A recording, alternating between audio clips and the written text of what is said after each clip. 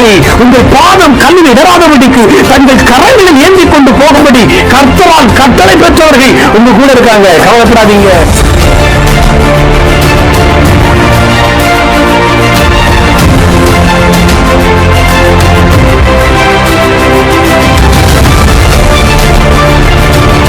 நான் சொன்ன ஆவியானவர் இங்க இருக்கிறார். எத்தனை பேர் நம்புறீங்க? எத்தனை பேர் நம்புறீங்க?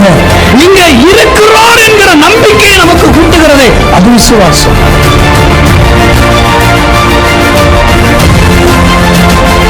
அப்படியானால் முதல்ல செய்ய வேண்டியது தகர்க்கப்பட்ட பலிபீடம்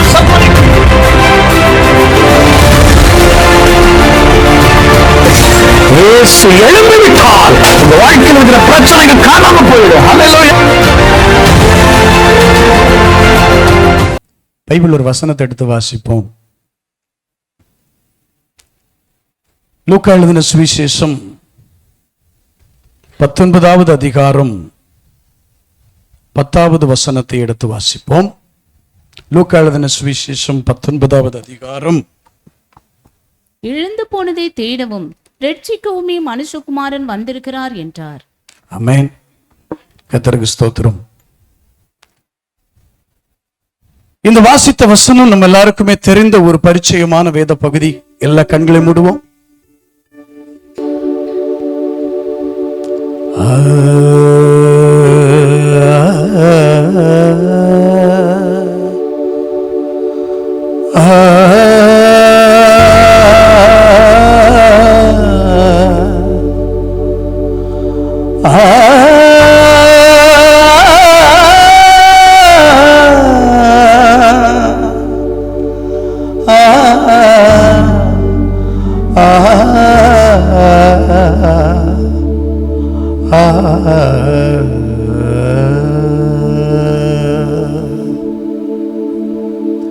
தரிசனம் தர வேண்டும் ஏசையா, என்மேல் கரிசனையுள்ளவன் நீரே ஐயா.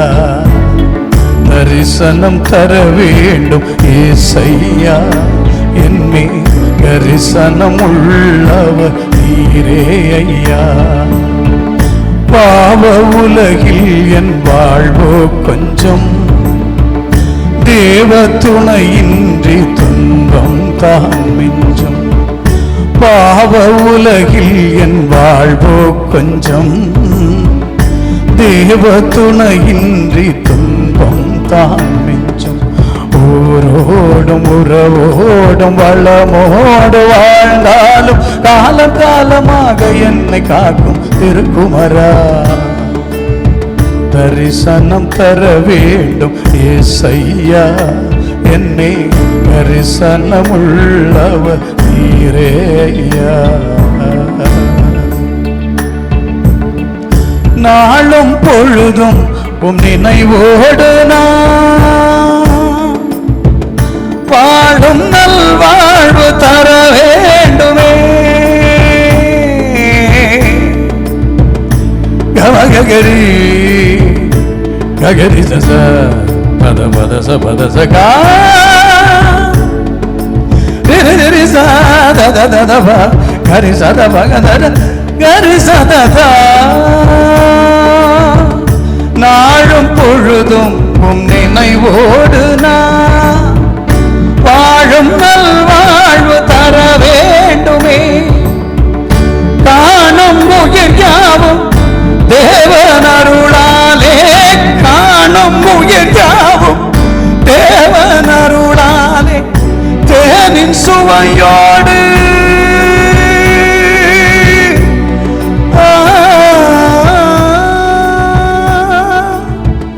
தேனின் சுவையோடு கீதம் பாடிடுமே. ராகதாள பாவகால லயமுடனே தயமுடனே. தரிசனம் தர வேண்டும் ஏசையா, என்மேல் கரிசனமுள்ளவர் நீரே ஐயா. தரிசனம் தர வேண்டும் ஏசையா, என்மேல் கரிசனமுள்ளவர் நீரே ஐயா.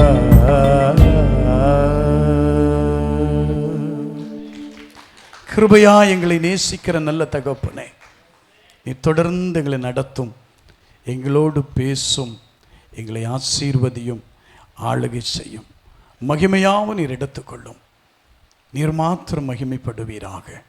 இயேசுவின் மூலம் செபிக்கிறோம் நல்ல பிதாவே, ஆமென். அல்லேலூயா.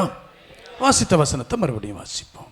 இழந்து போனதை தேடவும், இழந்து போனதை தேடவும், ரட்சிக்கவுமே மனுஷகுமாரன் வந்தார் என்றார். இது யார் சொன்ன அப்படின்னு கேட்டீங்கன்னா, ஆண்டவராகிய இயேசு கிறிஸ்து சொன்ன ஒரு வார்த்தை. இந்த சூழ்நிலையெல்லாம் உங்களுக்கு நல்லா தெரியும். நான் இந்த சம்பவத்துக்குள்ள போக விரும்பவில்லை. நான் இந்த சம்பவத்தை கையில் எடுத்தால் எனக்கு குறைந்தபட்சம் 1 மணி நேரம் தேவை, அதுக்கு மட்டும். அப்போ நான் ரொம்ப வேகமா சுருக்கமா போகணும். சம்பவத்துக்குள்ள போகாம நான் விஷயத்துக்கு வர்றேன். இங்க எழுதியிருக்கு, இழந்து போனதை தேடவும் ரட்சிக்கவுமே மனுஷகுமாரன் வந்திருக்கிறார். அநேக மேடைகளிலே அநேகர் பிரசங்கித்து கேட்டிருக்கிறேன். ஆண்டவர் இழந்து விட்டது போல உங்களையும் என்னையும் கடவுள் ஏதோ இழந்து விட்டது போல. நான் கேட்கிறேன், கடவுள் ஒன்றை இழக்கிற அளவுக்கு கவனக்குறை உள்ளவரா? இழந்து போனதை தேட வந்தாரே, யார் இழந்ததை தேட? அவர் இழந்ததை தேடவா? அவர் இழந்துட்டார் என்று சொன்னால் நான் கேட்கிறேன், அவர் தன் கையில் இருக்கிற ஒன்றை இழந்து போகிற அளவுக்கு கவனக்குறை உள்ளவரா? முதல் கேள்வி. இரண்டாவது, அவருடைய கைகள் அவ்வளவு பலவீனம் உள்ளதா? அல்லேலூயா. அப்ப தேவனுடைய கைகள் பலவீனம் உள்ளதல்ல, அது பலமுள்ள கைகள். ஏனென்றால் அப்படித்தான் பேதுரு எழுதுகிறார், அவருடைய பலத்த கரத்துக்குள் அடங்கி இருங்கள். அவருடைய கை எப்படிப்பட்ட கை? பலத்த கை. அவர் உங்களையும் என்னையும் தன்னுடைய வலது கரத்துக்குள் வைத்திருக்கிறார். ஆமென். அப்போ இழந்து விட்டார் என்று பல மேடைகளிலே பலரும் பிரசங்கித்து கேட்டிருக்கிறோமே. கடவுள் இழந்து விட்டாரோ? இல்லை. அப்ப யாருக்கு இழந்தது? எதங்க இழந்தாங்க? இவர் எங்க தேடி வரணும்? அல்லேலூயா. எவ்வளவு கேள்வி குறிகள் அங்க இருக்கு பத்தியா? இந்த கேள்விக்கான விடையை கண்டுபிடிக்கணும்னா ஆதியாகமத்துக்கு போகணும். நமக்கு தெரியும், ஆதாம் என்று சொல்லுகிற ஒரு மனிதனை தேவன் மண்ணினாலே உண்டாக்கினார். மண்ணினால் உண்டாக்கப்பட்ட இந்த மனிதனுடைய விலாவில் இருந்து ஒரு எலும்பை எடுத்து அவனுக்கு துணையாக ஒரு மனுஷியை உண்டாக்கினார். அதுக்கு என்ன காரணம்னா, மண்ணினால் உண்டாக்கப்பட்ட மனிதன் மேல் தண்ணீர் விழுந்தால் கரைந்து விடுவான். அதனாலதான் வீட்டம்மா அழுதா வீட்டுக்காரர் கரைஞ்சிருவார். நிறைய சகோதரிகள் தங்கள் புருஷனை எப்படி கைவசப்படுத்தி வச்சிருக்காங்கன்னா, அப்ப நான் இந்த வீட்டுல ஒரு பெரிய விஷயமே இல்லையா, முடிஞ்சு போச்சு. அந்த 2 சொட்டு கண்ணீர் இந்த மனுஷனை அப்படியே உருக்கிவிடும். ஏன் அவர் உருகிறார் அப்படின்னா, அவர் மண்ணு. அல்லேலூயா சொல்லுங்களேன். ஆனா சகோதரிகளை குறித்து எழுதும் போது எலும்பிலிருந்து உண்டாக்கப்பட்டபடினால் அவங்க எப்பவுமே கொஞ்சம் ஸ்ட்ராங் தான். இந்த சகோதரிகள் பிள்ளை பேர் முடிந்த உடனே இவர்களுக்கு பிள்ளை பிரசவ பேர் பார்க்கிற காலத்துல சரீரத்துல சுடுதண்ணி அடிப்பாங்க. எப்படின்னா, இங்க எப்படின்னு எனக்கு தெரியாது, நான் தென் மாவட்டத்தை வைத்து சொல்லுகிறேன். கொதிக்க கொதிக்க தண்ணி அடிப்பாங்க உடம்புல. அந்த சகோதரிகள் அதை தாங்கிக்கிடுவாங்க. அதுல பாதி சூட்டுல நம்ம சகோதரர்கள் மேல விட்டு பாருங்க பார்ப்போம், பூகம்பமே வெடிச்சிரும் இல்ல? அப்போ இப்ப சொல்லுங்க, யார் பலமுள்ளவர்கள்? பலமுள்ளவர்கள். இன்னொரு ஆழ்ந்த உண்மையை சொல்றேன். ஒரு ஸ்திரீ இறந்து விட்டால், ஒரு வயசான ஒரு ஸ்திரீ இறந்து விட்டால், வயசான கணவன் மிஞ்சி போனா 3 வருஷம் அவுட். அப்படி யாராவது ஒருத்தர் இருக்கிறாருன்னா அது 1000ல் 1, 100ல் 1ன்னு ஏதோ ஒன்று அங்கங்கே ஒன்று தான் தப்பி கிடக்கும். இது உலகளாவிய சர்வேலேருந்து நான் சொல்றேன். மனைவி இறந்து போனால், அதுவும் கொஞ்சம் வயசானதுக்கு அப்புறம், வயசானவங்க பெரியவங்க ஆண்கள் ஒரு 3 வருஷத்தை தாண்ட மாட்டாங்க, போயிடுவாங்க. ஆனால் ஆண் இறந்துடட்டும், அந்த அம்மா இன்னும் ஒரு 10-15 வருஷம், மகன் வீட்டில் 5 வருஷம், மக வீட்டில் 5 வருஷம்னு அப்படி இப்படிமா வாழ்க்கையை ஓட்டிடும்.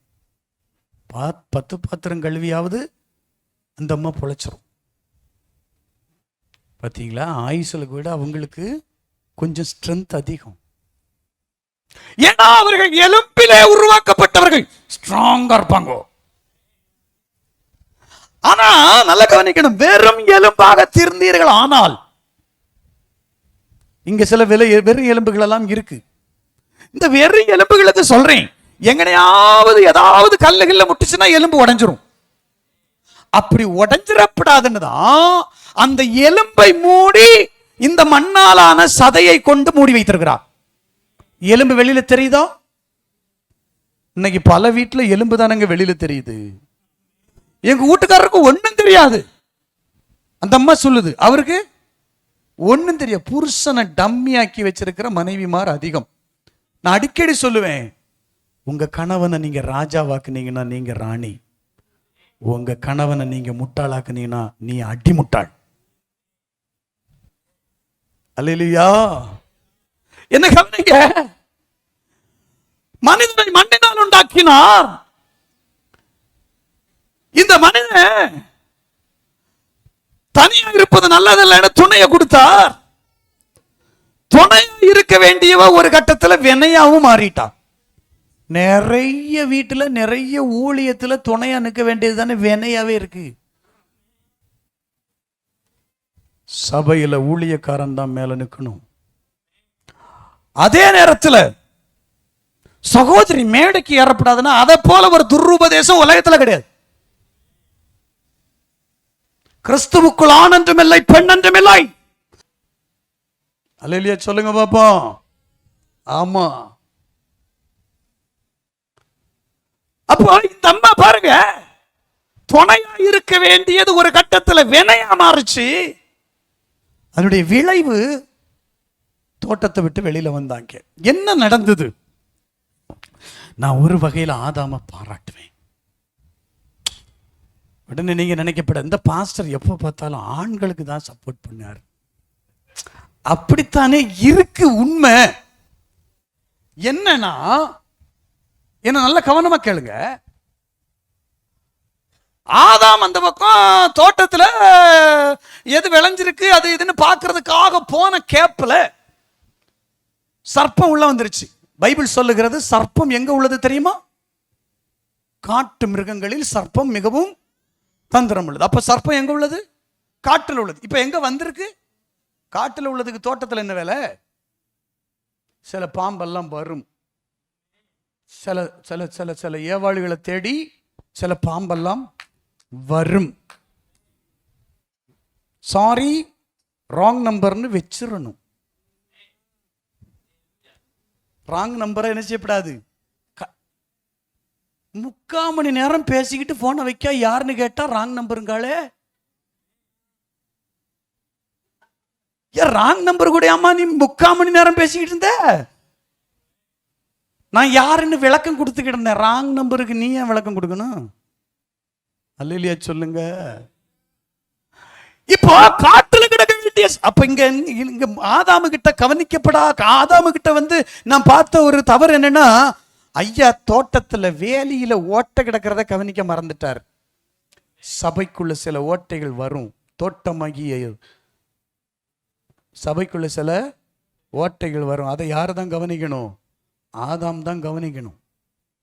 இல்லைன்னா சில காட்டு சர்ப்பம் என்ன செஞ்சிரும்? தோட்டத்துக்குள்ள வந்துரும். வந்துருச்சே, வந்து ஏவாளுகிட்ட அழகா பேசி அந்த பழத்தை சாப்பிட வச்சிருச்சு. சாப்பிட்டுட்டாங்கோ.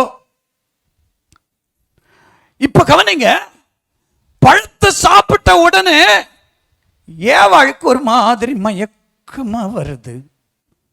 அந்த நேரம் புருஷன் வரார். ஏம்மா ஒரு மாதிரி உட்கார்ந்துருக்க? இல்லைங்க. என்னாச்சு? இல்லை, இந்த பழத்தை சாப்பிட்டுட்டேன். எனக்கு ஆதாம்கிட்ட பிடிச்ச ஒரு விஷயம் என்ன தெரியுமா? தப்புனா கூட எனக்கு ஆதாமுகிட்ட பிடிச்ச ஒரு விஷயம், தன் மனைவி சாப்பிடக்கூடாததை சாப்பிட்டுட்டா. ஆண்டவர் சொல்லியிருக்கார், இதை புசிக்கும் நாளிலே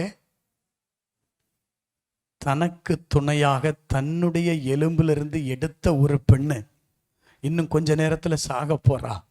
அப்பா, இதுதான்டா எனக்கு கிடைச்ச ஒரு நல்ல ஒரு ஆஃபர். இது போனா வேணும்னா இன்னொரு விழாவிலேருந்து வேணாலும் எடுக்க சொல்லுவோம். எப்படி? இன்னொரு விழாவிலேருந்து வேணா நமக்கு இந்த பக்கம் விழா எலும்பு இருக்கலாம், எடுத்துக்கிடட்டும். நல்ல ஒரு ஆஃபர் கிடைச்சிருக்கு, பழையது ஒளிந்தன அப்படின்னு ஆதாம் நினைக்காம, வாழ்ந்தாலும் உன் கூட தான், செத்தாலும் உன் கூட தான் அப்படின்னு தன் காதலை வெளிப்படுத்தி அவளிடத்திலிருந்து அந்த பழத்தை வாங்கி சாப்பிட்டான். எப்படி ஆதாம் பார்த்தீங்களா? ஆபத்துல விட்டுட்டு ஓடுறவன் நல்ல புருஷன் கிடையாது, ஆபத்திலையும் கூட நிற்கிறவன் தான் நல்ல புருஷன். புருஷர்களே, நீங்கள் எப்படி? அல்லேலூயா. வீட்டம்மாவுக்கு ஒரு பிரச்சனை வரும்போது அது உன் பிரச்சனை, நீ பார்த்துக்கோன்னு ஓடுனா அது நல்ல ஆதாம் கிடையாது. சரியா? அந்த பிரச்சனையை கைகாரியம் பண்ண தெரியணும். என்ன கவனிங்க, ஆதாம் ஏவாள் கொடுத்த அந்த பழத்தை புசிக்கிறதற்கு இசைந்தான். அவனுக்கு தெரியும், இதை சாப்பிட்டா நான் செத்து போயிடுவேன்னு தெரியும். ஆனாலும் அவ செத்து அவ இல்லாத உலகத்துல நான் மட்டும் இனி என்ன பண்ண போறேன்னு மனசுக்குள்ள நினைச்சானோ என்னவோ தெரியல. கூடுமா? கூடு. ஒருவேளை இப்படி கூட நினைச்சிருக்கலாம், என்ன கொண்டு அந்த பாவத்துக்கு நானும் சேர்ந்து சாவறேன் கூடு அப்படின்னு கேட்டு வாங்கினானோ என்னவோ தெரியல. ஆனா வாங்கி சாப்பிட்டான். சில சகோதரிகள் இன்ஸ்டால்மெண்ட்ல வாங்குறேன், அங்க வட்டி வாங்குறேன், இங்க வட்டி வாங்குறேன், அதை பண்றேன் இதை பண்றேன்னு இழுத்து போட்டு கடைசியில புருஷன் தலையை போட்டு உருட்டுறது. இவன் ராப்பகலா நைட் ஷிஃப்ட்டும் பகல் ஷிஃப்ட்டும் எக்ஸ்ட்ரா ஷிஃப்ட்டும் ஓட்டி கீட்டின்னு பார்த்து ஓடா தேஞ்சி கடைசியில் கூவனு விழுந்து கூறுகி அப்படியே லொக்கு லொக்குன்னு இருமிட்டு உட்காந்துருக்கான். ஏன்னா ஒரு பிரயோஜனமும் இல்லை. போன வாரத்தில் ஒரு ஐயாவை சந்தித்தேன். அவர் சொன்னார், நான் மாடா உழைக்கேன், 4 நாளாக இடுப்பு வலிக்கு எனக்கு ஒருத்தரும் உதவிக்கு இல்லைங்கார். அப்ப நல்ல கவனிங்க, ஏவாளிடத்தில் இந்த பழத்தை கொடுத்தவன் எப்படி வஞ்சித்தான்? 3 விதமான ஒரு கேள்வி அங்கு வைக்கப்படுகிறது. மாம்சத்தின் இச்சை, கண்களின் இச்சை, ஜீவனத்தின் பெருமை. சொல்லுங்க, கண்களின் இச்சை, சொல்லுங்க, மாம்சத்தின் இச்சை, ஜீவனத்தின் பெருமை.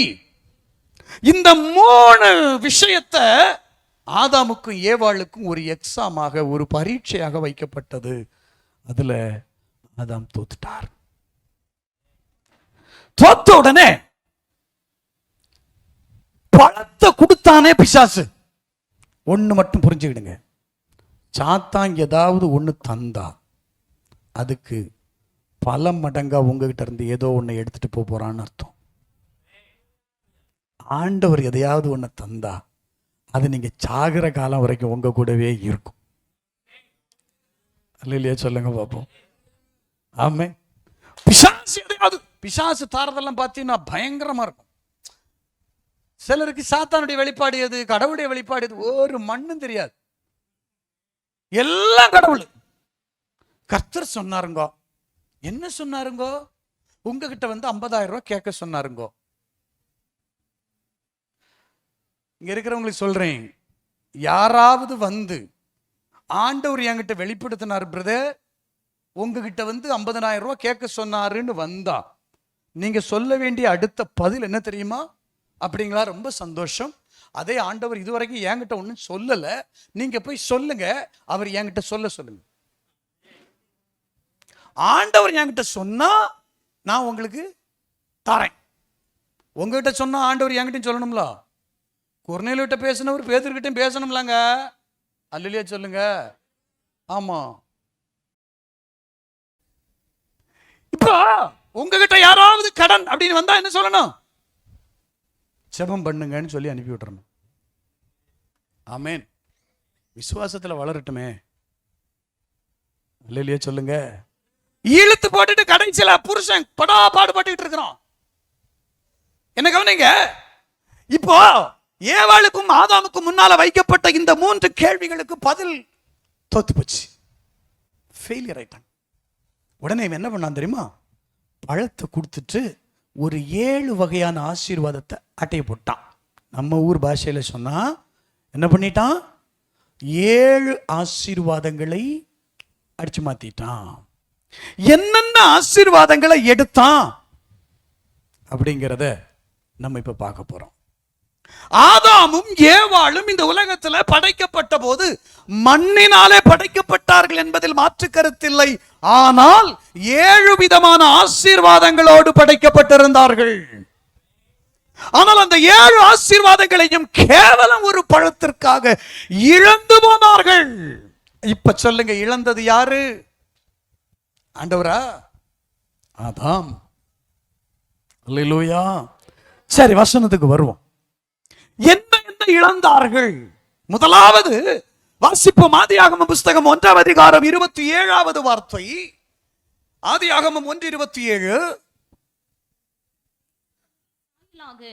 மனுஷனை சிருஷ்டித்தார். தேவன் தம்முடைய சாயலாக மனுஷனை. அப்ப மனுஷனுக்கு இருந்த முதல் ஆசீர்வாதம் என்ன தெரியுமா? தேவன் கொடுத்த அவருடைய சாயல். சாயல்னா என்ன? இன்னைக்கு ஒவ்வொருத்தரும் ஒவ்வொரு விதமா டெஃபினிஷன் கொடுப்பாங்க, விளக்கம் கொடுப்பாங்க. நான் உங்களுக்கு சுருக்கமா சிம்பிளா புரியுற மாதிரி சொல்றேன். என்ன கொஞ்சம் கவனமா பாருங்க. ஒருத்தர் என்ன வழியில பார்க்கிறார், பார்த்துட்டு கேட்கிறார், தம்பி நீங்க இன்னாருடைய மகனா? ஆமா. எப்படி கண்டுபிடிச்சீங்க? இல்ல அப்படி அவரை மாதிரியே இருக்கிறீங்க. எப்படி? அப்படி வேதத்துல நிறைய பேர் இருந்திருக்கிறாங்க. அதுல குறிப்பா ஒருத்தர் இருந்தார். முதல்ல ஒருத்தர் அப்படி இருந்தார். யார் சொல்லுங்க பாப்போம். தகப்பனை போல் இருந்த மகன்.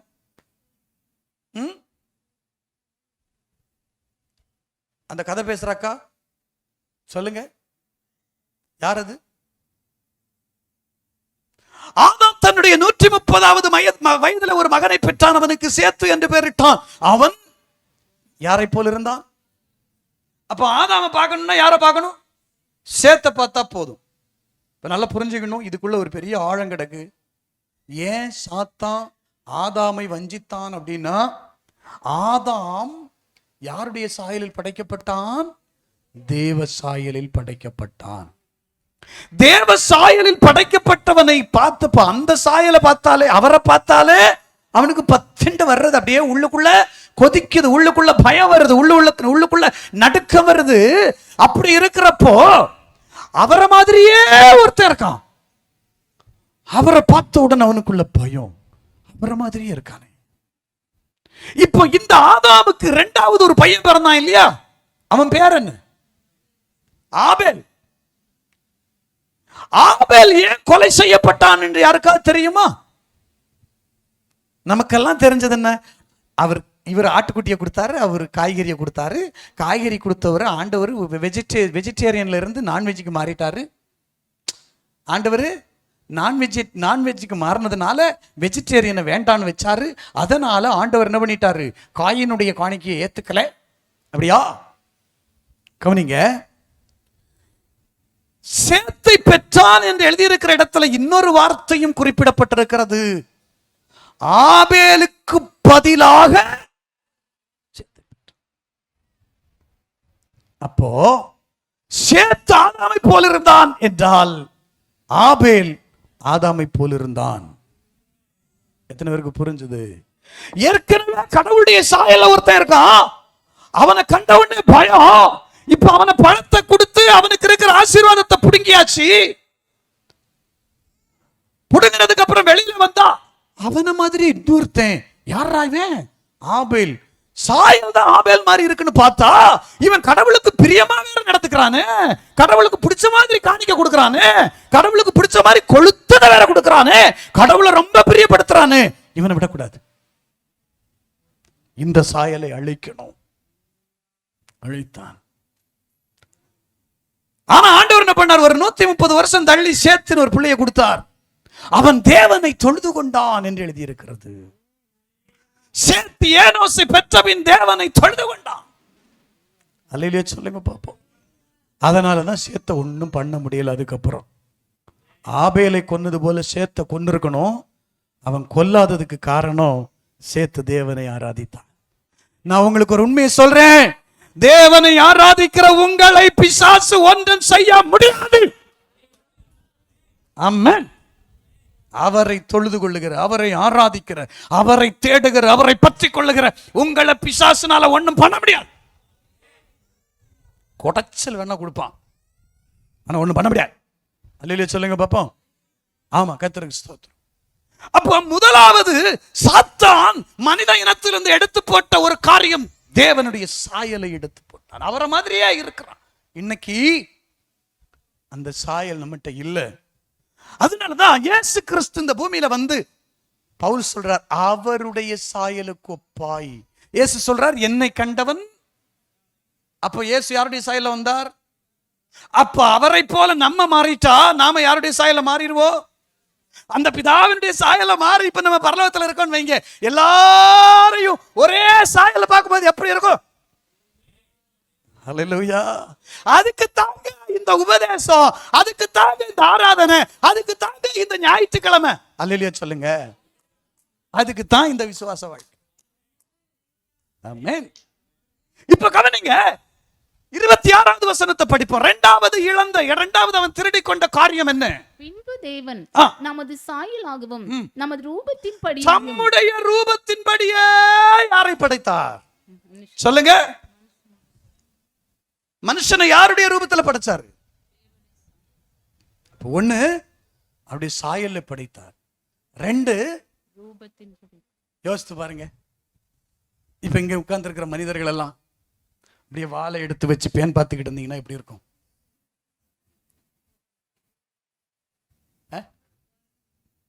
இங்க உட்கார்ந்து இருக்கிற நீங்க எல்லாம் இந்த மூக்க சுருட்டி அப்படி வச்சிருந்தீங்கன்னா எப்படி இருக்கும்? நல்லா இருக்குமா? ஒரு ஆள் அப்படி போனாருங்க. எந்த ரூபத்துல தெரிஞ்சார்? மாடு மாதிரி தெரிஞ்சது. அது மாட்டு ரூபம். நாமெல்லாம் அப்ப நம்ம ரூபத்துக்குன்னு ஒரு அடையாளம் இருக்குங்க. ஒரு தலை இருக்கணும், அதுக்கு 2 கை இருக்கணும், கீழே 2 கால் இருக்கணும். அப்படி இருந்தா அவன் யாரு? மனுஷன். குனிஞ்சு 2 கையும் 2 கால்லையும் போனா அதுக்கு பேரு மிருகம். அப்போ கடவுள் உங்களை எந்த ரூபத்துல படைத்தார்? அல்லேலூயா. ஆனா மனுஷன் இந்த மாதிரி பல ரூபங்களை உண்டாக்கி வச்சுட்டு சொல்றான், இதுதான் என்னை உண்டாக்கின கடவுளுங்கிறான். இந்த அறிவாளியை என்னன்னு சொல்லணும்? நம்ம நாட்டில் படித்தவன் அதிகம், ஆனா அதை விட அதிகம் நம்ம நாட்டில் படித்த முட்டாள்கள் அதிகம். சரிதானா? விஷயத்துக்கு வருவோம். சாயலை உருவிட்டான். எதை கொடுத்து? பழத்தை கொடுத்து. அவன் உருவி தாங்கிட்ட வச்சுக்கிட்டு இப்போ அவன் ஜனங்களுக்கு சொல்லிட்டு தெரியுறான், நீங்கள் என்கிட்ட வந்தால் எப்படி ஆயிடலாம்? கடவுளை போல ஆயிடலாம். நீங்கள்லாம் என்கிட்ட வந்தீங்கன்னா எப்படி ஆயிடலாம்? கடவுளை போல ஆயிடலாம் அப்படின்னு உலக மனிதர்களை நம்ப வைத்து கொண்டு ஏமாற்றி கொண்டிருக்கிறான். எதை வச்சுக்கிட்டு? கடவுள்கிட்ட மனுஷங்கிட்ட இருந்து திருடினதை வச்சுக்கிட்டு. இப்போ கவனிப்போம், விஷயத்துக்கு வருவோம். 2வது அவன் எதை திருடனா?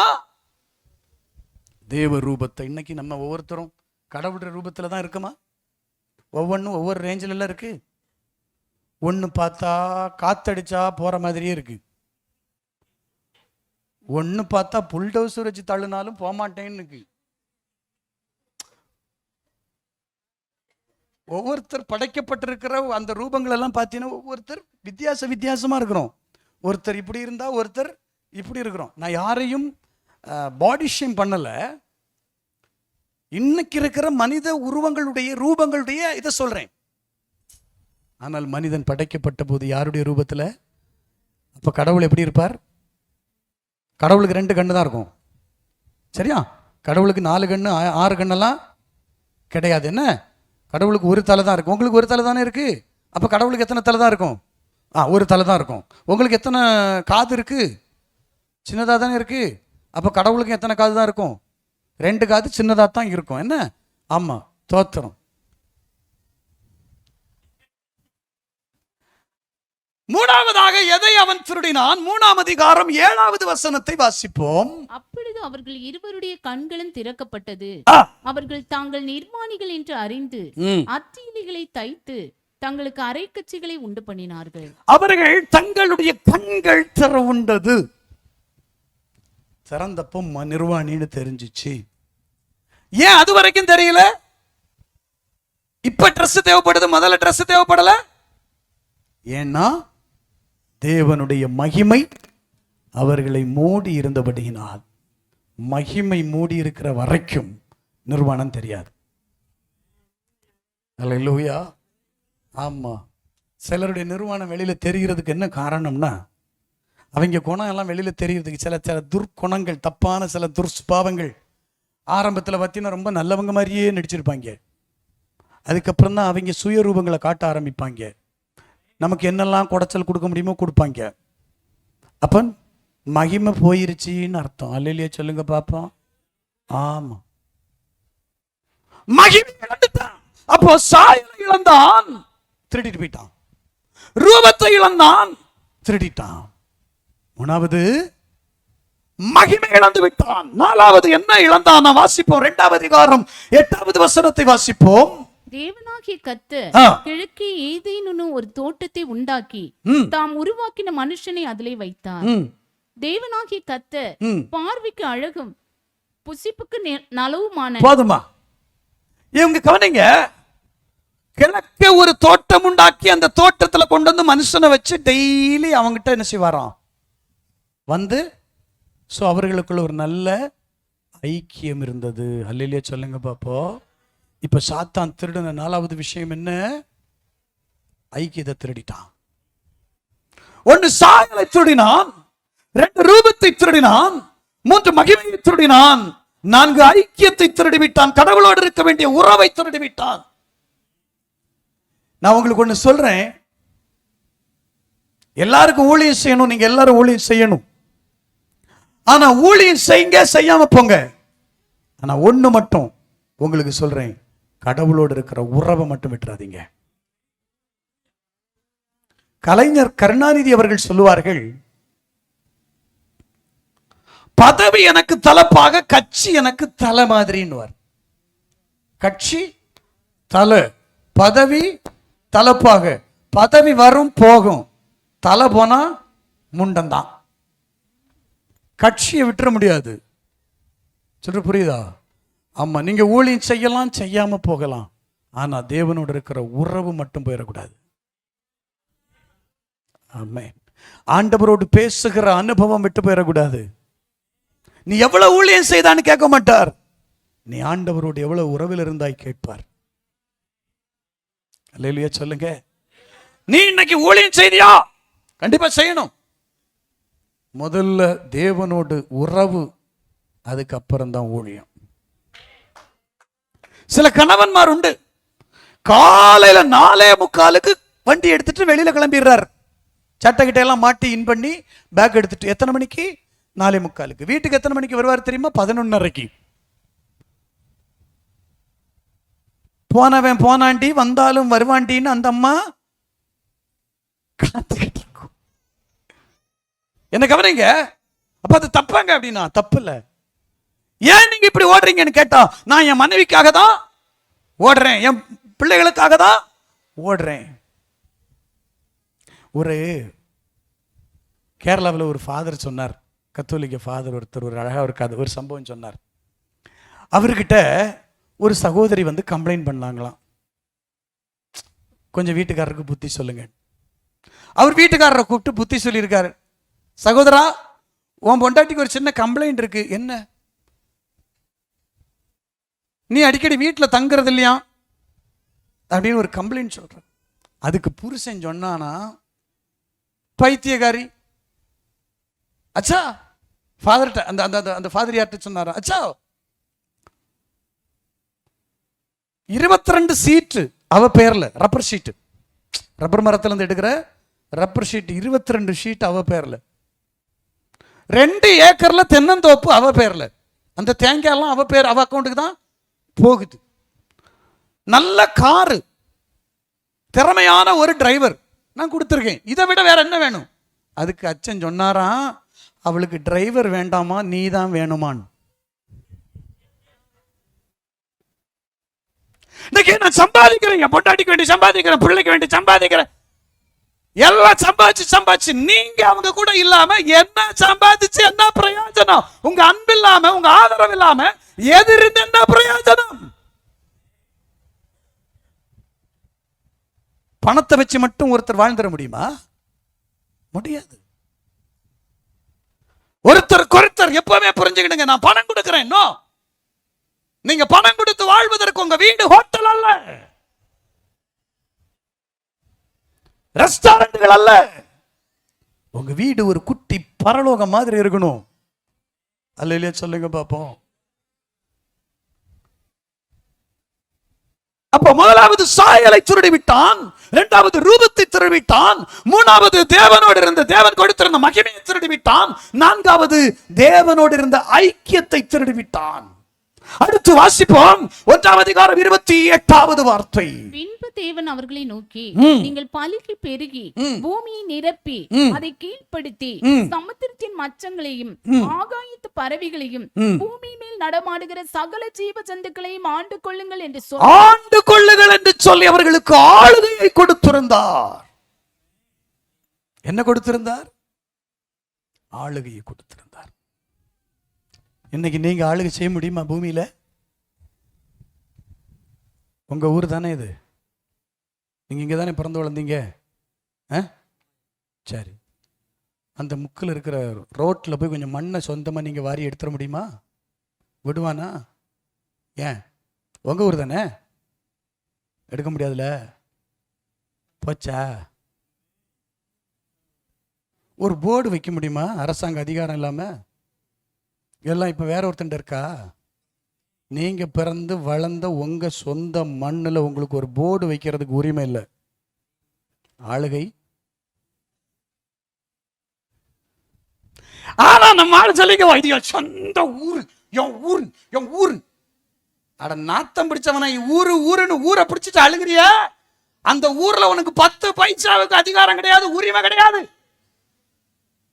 என்ன பாஸ்டர் நாத்தம் பிடிச்சவனேன்னு சொல்லிட்டு? ஆமா, செத்ததுக்கு அப்புறம் போனா நாரும் எடுன்றான். ஒரு அம்மா உட்கார்ந்து அழுகுது, பணத்தை கட்டி. ராஜா பாடி எடுக்கணும், வர்றாங்க. எம்மா எலும்புமா பாடி எடுக்கட்டும். ஐயோ, ராசாவை தர மாட்டேன். பயிலுக்கு பார்த்தான், சரி நீயே வச்சுக்கொண்டு போயிட்டான். அது எலும்பி அந்த பக்கம் இந்த பக்கம் பார்த்துட்டு டப்புன்னு ஓடி வச்சு, ஒரு பேச்சுக்கு சொன்னா அதுக்காக வச்சுட்டு எடுத்துட்டு போகையா. என்னதான் ராசான்னாலும் தங்கம்னாலும் ஒரு நாளைக்கு மேல பாடிய வச்சுக்கிறதுக்கு எந்த சகோதரியும் சம்மதிக்க மாட்டோம்ல. உண்மைதானுங்க. கேரளாவில் வேணா ஒரு 7 நாள் மார்ச்சூர்ல கொண்டு வச்சுட்டு வரலாம். ஏன்னா அதுக்குன்னு அங்க நிறைய மார்ச்சூர் இருக்கு. அதுவும் 7 நாள் இல்ல ஒரு 8 நாள், அதுக்கு மேல அங்கேயும் வைக்க முடியாது. அதனால தான் சொன்னேன் நாத்தம் பிடிச்சவன். இந்த நாத்தம் பிடிச்ச உடம்ப வச்சுக்கிட்டு நாத்தம் மருந்து அடிச்சுக்கிட்டு நம்ம இந்த உலகத்துல காட்டி கூட்டு வேலைகளுக்கு ஒரு அளவே இல்லப்பா. அதுல வேற நல்ல கவனிங்களேன், உங்களுக்கு விளக்கம் சொல்றதுக்குன்னே இந்த சபை இருக்குப்பா. இந்த சர்ச்சில் இருந்து நீங்க இறங்கி கீழே போகும்போது சைடுல இடது பக்கமும் வலது பக்கமும் அந்த மண்ணுல இருக்கிற புழுவெல்லாம் உங்களை பார்த்துக்கிட்டு என்ன சொல்லும் தெரியுமா? ஆஹா, சூப்பர் சாப்பாடு போகுது, நல்ல ஃபுட்டு போகுது, என்னைக்கு நமக்கு கிடைக்கும்னு காத்துக்கிட்டு இருக்கு. அப்படிதாங்க நம்ம வாழ்க்கை, அவ்வளவுதாங்க நம்ம வாழ்க்கை. ஆனா இதுக்குள்ள நம்ம பண்ற வேலை, நம்ம காட்டுற அடம்பிடித்தனம், ஆடம்பரம், ஐயோ.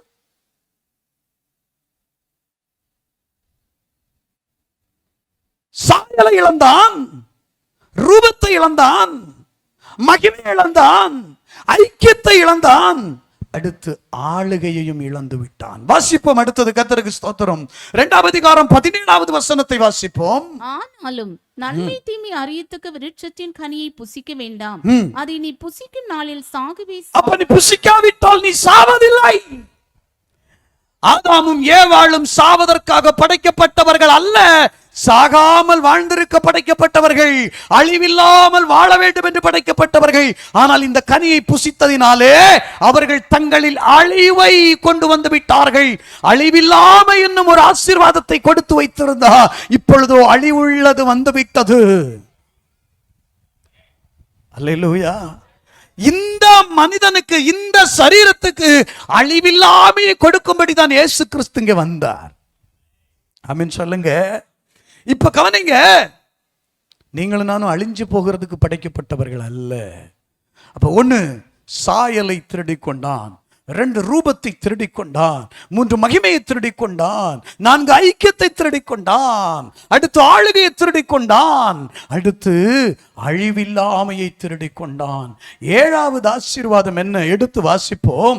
3வது அதிகாரம் 22வது வார்த்தை. பின்பு தேவனாகிய கர்த்தர், இதோ மனுஷன் நன்மை தீமை அறியத்தக்கவனாய் நம்மில் ஒருவனைப் போல் ஆனான்.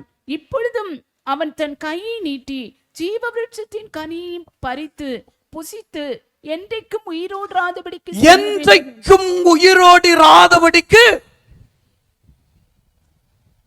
அப்ப இவன் எப்படி படைக்கப்பட்டவன்? என்னைக்கும் உயிரோடு இருக்கணும்னு படைக்கப்பட்டவன். நித்திய ஜீவனை கொடுத்து அவனை வைத்திருந்தார். கேவலம் ஒரு பழத்தை சாப்பிட்டு நித்திய ஜீவனை இழந்துட்டான். இப்ப எத்தனை ஆசீர்வாதத்தை பிடுங்கிட்டான்? 7 ஆசீர்வாதம். சொல்லுங்க பாப்பா என் கூட சேர்ந்து. 1 சாயலை திருடி விட்டான். 2 ரூபத்தை திருடிட்டான். 3 மகிமையை திருடிட்டான். 4 ஆளுகையை திருடிட்டான். 5 ஐக்கியத்தை திருடிட்டான். 6 அழிவில்லாமையை திருடிட்டான். 7 நித்திய ஜீவனை திருடி விட்டான். 7 ஆசீர்வாதத்தையும் பிடிக்கிட்டு போயிட்டான். கேவலம் ஒரு பழத்துல. பழம் சாப்பிட்டு நம்ம அம்மச்சியும் நல்ல மயக்கத்துல இருந்து மயக்கம் தெளிஞ்சு பார்த்தப்போ ஆசீர்வாதம் போயிருச்சு. அவங்க மட்டும்தான் இருக்காங்க. சரி, இதெல்லாம் புடுங்கின அந்த பழத்தை தந்த ஆள் எங்கயா அப்படின்னா, பழம் தந்தவனையும் காணு. அவனும் எஸ்கேப். யாரு? சாத்தான். சாத்தான் கடைசி வரைக்கும் கூட இருப்பானா? இயேசு கிறிஸ்து மட்டும்தான் உலகத்தின் முடிவு மட்டும் கூட இருப்பேன்னு சொல்லியிருக்காரு. ஆமென் சொல்லுங்க. ஆமா, கர்த்தருக்கு ஸ்தோத்திரம். எல்லாத்தையும் ஆட்டையை போட்டு போயிட்டான். இப்ப மனிதன் ஒண்ணுமில்லாம வறுமையிலும் வேதனையிலும், அவன் கண்ணீரிலும் துக்கத்திலும் வியாதியிலும் பலவீனத்திலும் பலவிதமான ஊனங்களிலும் மனிதன் வாழ ஆரம்பித்து விட்டான். இப்போ மனித இனத்தினுடைய கண்ணீரை கண்ட கடவுள் மனிதனாக இறங்கி வந்தார். அப்போஸ்தலனாகிய பவுல் கொரிந்தியருக்கு எழுதுகிறார், முதலாவது ஆதாம் மண்ணிலிருந்து வந்தவன், 2வது ஆதாம் தேவனிடத்திலிருந்து வந்தவர். அல்லேலூயா சொல்லுங்க. முதலாவது ஆதாமுக்கு முன்னாடி வைக்கப்பட்ட 3 கேள்விகள், கண்களின் இச்சை, மாம்சத்தின் இச்சை, ஜீவனத்தின் பெருமை, தோத்து போனா. 2வதாய் வந்த ஆதாம் அதே பரீட்சையை ரீஎக்ஸாம் எடுத்து எழுதினார். அல்லேலூயா சொல்லுங்க பாப்போம்.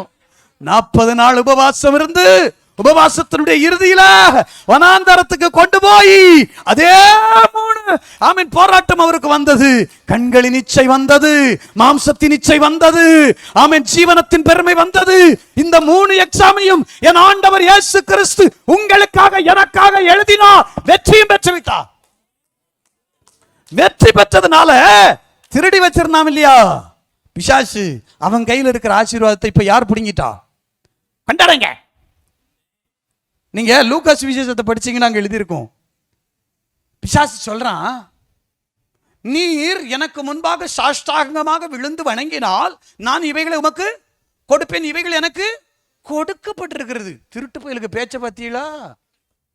கொடுக்கப்பட்டிருக்கிறதா? யாரா கொடுத்தா உனக்கு அப்படின்னு ஒரு கேள்வி கேட்டா யாருமே கொடுக்கல, இவனா எடுத்துக்கிட்டது. அல்லேலூயா சொல்லுங்க. தேவையில்லாத மயக்கத்துக்கு உள்ள போனோம்னா இருக்கிறத எடுத்துட்டு போயிடுவான். அதுக்கப்புறம் காணாம போயிருச்சுன்னு சொல்லப்படாது. அல்லேலூயா சொல்லுங்க.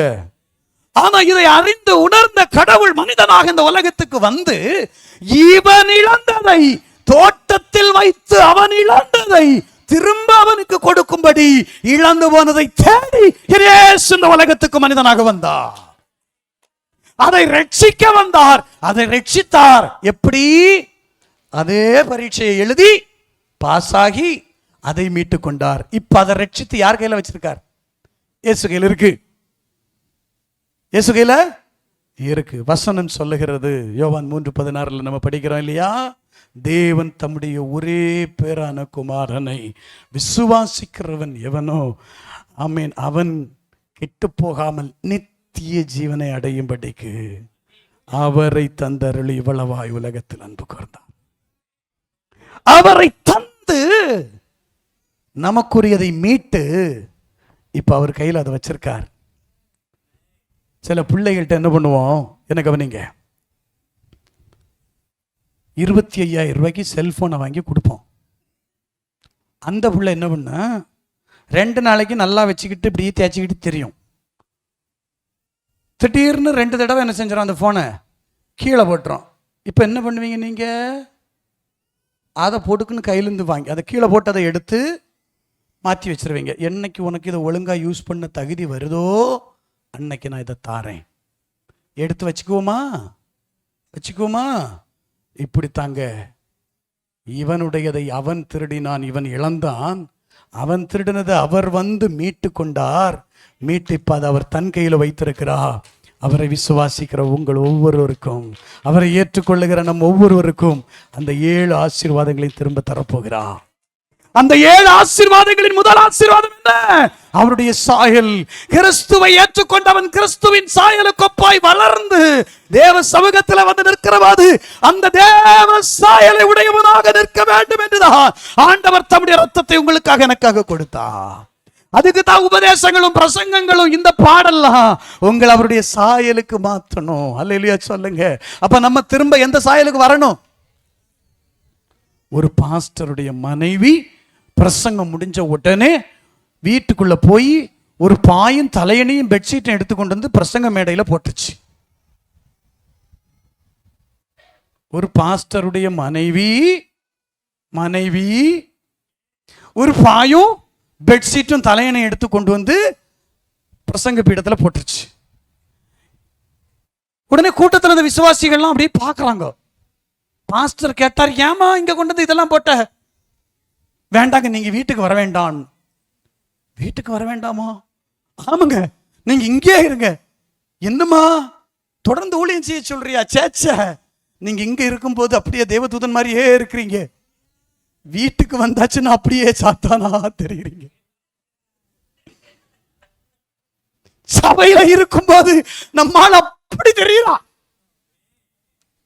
தோத்திரம், வீட்டுக்குள்ள போயாச்சுடா ஆள் ரூபமே வேற ஆயிடுது.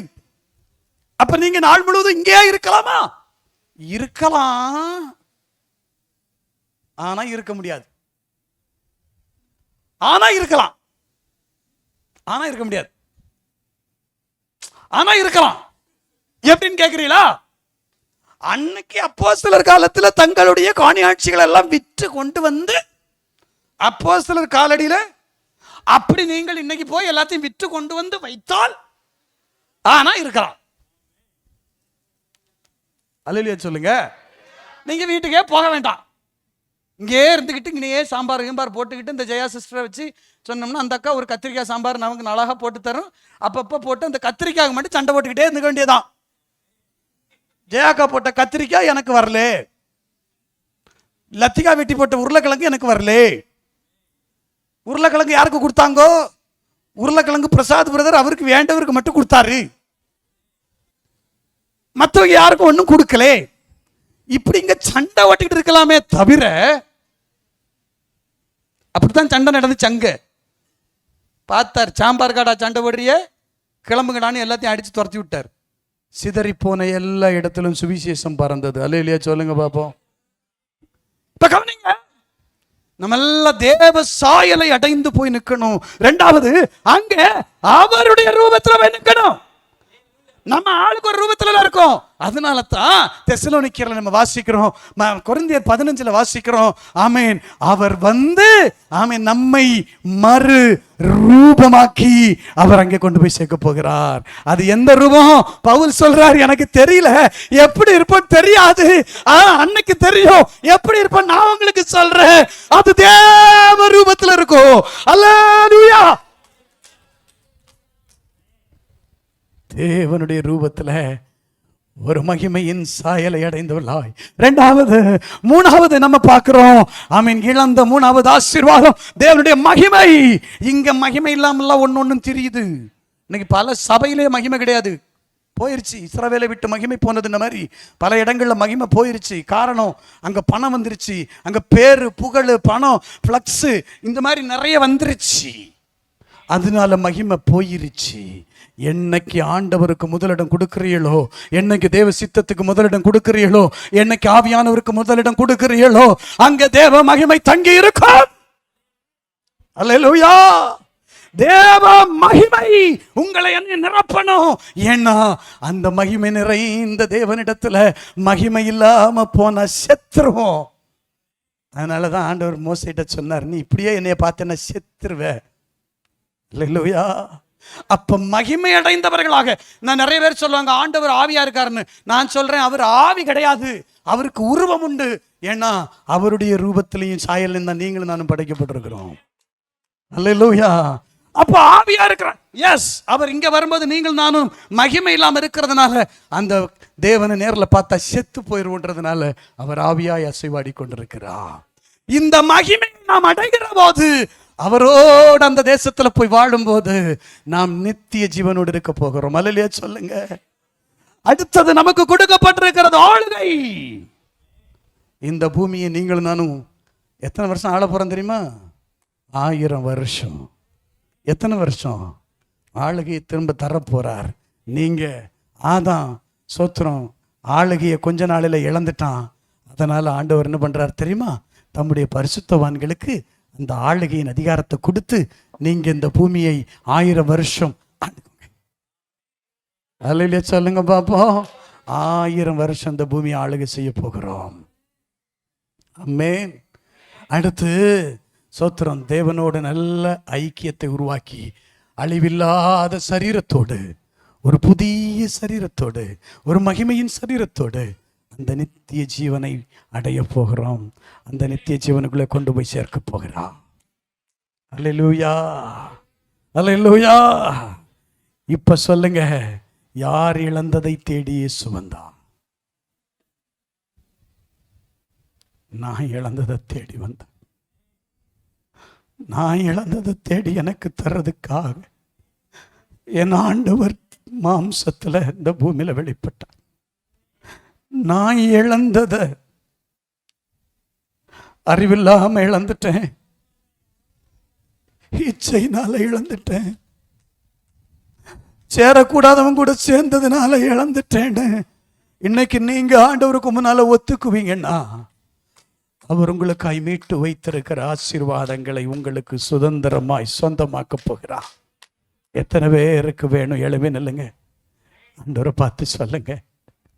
இழந்து போனதை தேடவும் ரட்சிக்கவுமே மனுஷகுமார் இந்த உலகத்துக்கு வந்தார். வந்தவர் தேடி கண்டுபிடித்தார். தேடி கண்டுபிடித்ததை தன்னையே விலையாக கொடுத்து அதை மீட்டு கொண்டார். இப்ப இந்த ஆசீர்வாதம் எல்லாம் அவர்கிட்ட இருக்கு. நம்ம இப்ப அவர்கிட்ட விசுவாசத்தோட கேட்டா அதை நமக்கு தருவார். அல்லேலூயா. அதை அவர் உங்களுக்கு தர வல்லவர். நாம் திரும்ப தேவ சாயலை அடைய வேண்டும், திரும்ப அந்த தேவ ரூபத்தை அடைய வேண்டும், திரும்ப அந்த தேவனுடைய மகிமை அடைய வேண்டும், திரும்ப தேவனுடைய ஐக்கியத்தை அடைய வேண்டும், அந்த ஆளுகை அடைய வேண்டும். திரும்ப நாம் இந்த அழிவில்லாத ஒரு சரீரத்தை அடைந்து நித்திய ஜீவனுக்குள்ள தேவனோடு கூட பிரவேசிக்க வேண்டும். இதுதான் அவர் உங்களை என்னை குறித்து சித்தமுள்ளவராயிருக்கிறார். இன்னைக்கு நம்ம ஆண்டுட்டு சொல்லுவோமா, அந்த ஆசீர்வாதத்தை எனக்கு தாரும் ஆண்டவரே, நான் இழந்த என் ஆசீர்வாதத்தை எனக்கு தாங்க ஆண்டவரே. கேளுங்க ஆண்டவர்கிட்ட, நான் இழந்து விட்ட ஆசீர்வாதங்களை எனக்கு திரும்ப தாரும். நல்ல தகப்பனே, இந்த நல்ல வேளையில அப்பா உங்க பிள்ளைங்க மனசார ஒத்துக்கிட்டாங்கப்பா. அவங்க இழந்த ஆசீர்வாதத்தை, ஆதாம் மூலமா இழந்த ஆசீர்வாதத்தை 2ஆம் ஆதாமா இந்த உலகத்துல வந்து மீட்டு, ஆமென், அதை உம்முடைய கரங்களில் வைத்திருக்கிறேன். உம்மிடத்தில் வருகிற யாவருக்கும் அதை இலவசமாய் தருகிறேன். எங்களுக்கு இந்த ஆசீர்வாதங்களை திரும்ப தாரும். இந்த ஆசீர்வாதங்களோடு நாங்கள் அந்த மகிமைக்குள் பிரவேசிக்க, அந்த ராஜ்யத்தினுடைய வருகையில் நாங்கள் காணப்பட அனுக்கிரகம் செய்யும். ஆசீர்வதியும். உம்முடைய பிள்ளைகளுடைய வாழ்க்கையில் இருக்கிற எல்லா போராட்டங்களும் பிரச்சனைகளும் இதற்கு தடையாய் நிற்கிற அதிகாரங்களும் மாறி போகட்டும். சமாதானமும் சந்தோஷமும் உங்க பிள்ளைகளை ஆளுகை செய்யட்டும். வியாதி பலவீனங்கள், கட்டுகள், போராட்டங்கள் விலகி போகட்டும். சமாதான கிறிஸ்து கூட இருந்து ஆளுகை செய்யும். மகிமையாவை எடுத்துக்கொள்ளும்.